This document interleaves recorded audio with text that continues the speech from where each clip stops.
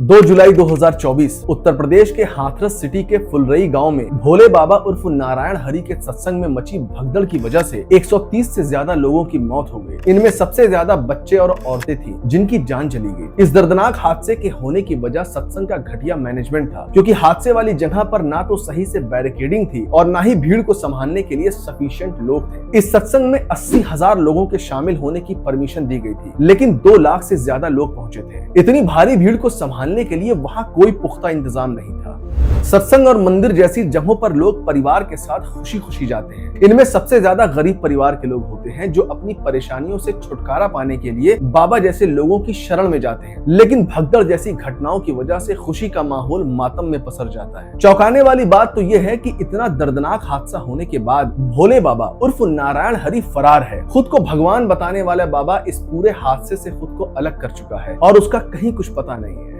हाथरस सत्संग में हुई भगदड़ की ये कोई पहली घटना नहीं है। पिछले कुछ सालों में देश में इस तरह के हादसे होना आम बात हो गई है। अब सवाल ये उठता है कि आखिर ऐसे हादसे बार बार क्यों होते हैं और क्यों भगदड़ होने पर लोगों की जान चली जाती है। इन सारे सवालों का जवाब मिलेगा आज की इस रिपोर्ट में, लेकिन सबसे पहले आपको बताऊंगा भोले बाबा उर्फ नारायण हरि की सच्चाई, जिसके सत्संग में हुआ दर्दनाक हादसा।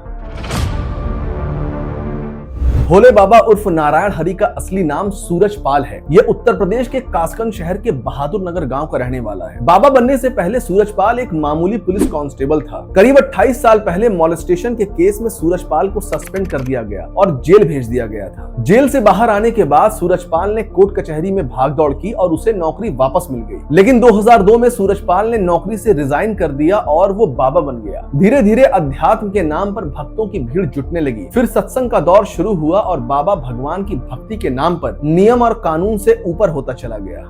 मई 2022 में जब देश में कोरोना की लहर थी, उस समय फर्रुखाबाद में भोले बाबा उर्फ नारायण हरि ने सत्संग का आयोजन किया था। उस समय सत्संग में सिर्फ 50 लोगों के शामिल होने की परमिशन मिली थी, लेकिन बाबा और उसके लोगों ने कानून की धज्जियां उड़ाते हुए 50,000 से ज्यादा लोगों को सत्संग में शामिल कर लिया था। हाथरस सत्संग में भी कुछ ऐसा ही हुआ। 80,000 लोगों के शामिल होने की परमिशन मिली थी, लेकिन 2 लाख से ज्यादा लोग सत्संग में पहुंचे थे। सत्संग खत्म होने के बाद जैसे ही बाबा अपनी गाड़ी में बैठकर वहां से निकले थे, भीड़ उनकी गाड़ी की तरफ तेजी से भागी। सत्संग में शामिल कुछ लोगों ने बताया कि भीड़ बाबा के पैरों की धूल अपने माथे पर लगाने के लिए उनकी तरफ भागी थी, लेकिन बाबा के प्राइवेट गार्ड ने भीड़ को रोकने के लिए धक्का मुक्की करना शुरू कर दिया, जिससे लोग एक दूसरे पे गिरने लगे। हादसा होने की दूसरी वजह यह भी बताई जा रही है कि सत्संग वाली जगह पे खेत पे गड्ढा था। बारिश की वजह से गड्ढे में पानी भर गया और जैसे ही लोग बाबा की तरफ भागे, लोग गड्ढे में गिरना शुरू हो गए, जिससे भगदड़ मच गई और देखते ही देखते 130 से ज्यादा लोगों की मौत हो गई। अब सवाल यह उठता है कि जब सत्संग में लाखों लोगों की भीड़ थी, फिर बाबा और सत्संग ऑर्गेनाइजर ने भीड़ के लिए पुख्ता इंतजाम क्यों नहीं किए? इतनी भारी भीड़ के लिए वहां पहले से ही मेडिकल टीम का अरेंजमेंट क्यों नहीं किया गया? लाखों की भीड़ को देखते हुए वहां कम से कम 5 से 10 एम्बुलेंस होनी चाहिए थी, लेकिन एक भी एम्बुलेंस वहां नहीं थी। इमरजेंसी मेडिकल हेल्प न मिलने की वजह से सैकड़ों औरतें और बच्चों ने मौके पर ही दम तोड़ दिया। सच कहूं तो अपने देश में लापरवाही और घटिया सिस्टम के साथ जीना हमारी जिंदगी का मजबूत हिस्सा बन चुका है। अगर ऐसा ना होता तो पिछले कुछ सालों में हाथरस जैसे दर्जनों दर्दनाक हादसे ना हुए होते। International journal of disaster risk reduction के एक सर्वे से पता चला है कि भारत में भगदड़ के लगभग 80% मामले धार्मिक सभाओं और तीर्थ यात्राओं की वजह से होते हैं। 4 मार्च 2010 उत्तर प्रदेश के प्रतापगढ़ में राम जानकी मंदिर में मुफ्त में कपड़े और खाना लेने के लिए लोगों की भीड़ इकट्ठा थी, लेकिन भगदड़ मचने से 63 लोगों की मौत हो गई।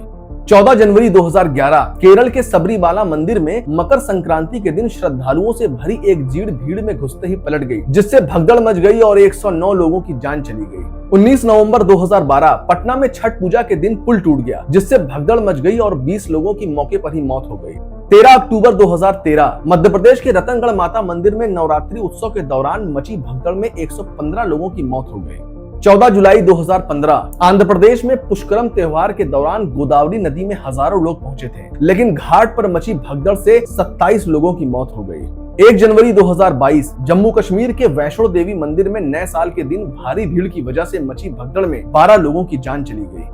7 मार्च 2023 मध्य प्रदेश के इंदौर में झूलेलाल मंदिर का स्लैब टूटने की वजह से मंदिर में भगदड़ मच गई और 36 लोगों की मौत हो गई। ये जो आंकड़े मैंने आपको बताए हैं, उनसे आप समझ सकते हैं कि हादसों का सिलसिला लगातार चलता रहा और बेगुनाह लोग मरते रहे। अब ये समझते हैं कि भीड़ में लोगों की मौत क्यों हो जाती है। फिल्मों में अक्सर दिखाया जाता है कि जब भगदड़ मचती है तो लोग गिर जाते हैं और भागते लोगों के पांवों तले कुचलने से उनकी मौत हो जाती है, लेकिन असलियत में ऐसा कम होता है। भगदड़ के दौरान ज्यादातर लोग दम घुटने से मरते हैं। इंग्लैंड की सफोक यूनिवर्सिटी में भीड़ विज्ञान पढ़ाने वाले प्रोफेसर डॉक्टर जी कीथ स्टिल बताते हैं, जब भीड़ एक दूसरे के ऊपर चढ़ती है तो उस भीड़ की ताकत इतनी ज्यादा होती है कि वो स्टील की चादर को भी मोड़ सकती है। भीड़ की इस ताकत से आप अंदाजा लगा सकते हैं कि जब भीड़ के नीचे किसी आदमी का शरीर आता है तब वो खड़े होने के लिए स्ट्रगल करता है। उसकी बाहें और टांगे मुड़ जाती हैं, जिससे ब्रेन तक ब्लड का सर्कुलेशन धीमा पड़ जाता है। 30 सेकंड में व्यक्ति बेहोश हो जाता है और 6 मिनट के अंदर आदमी एस्फिक्सिया का शिकार हो जाता है। तब सांस लेना मुश्किल हो जाता है और दम घुटने से आदमी की मौत हो जाती है।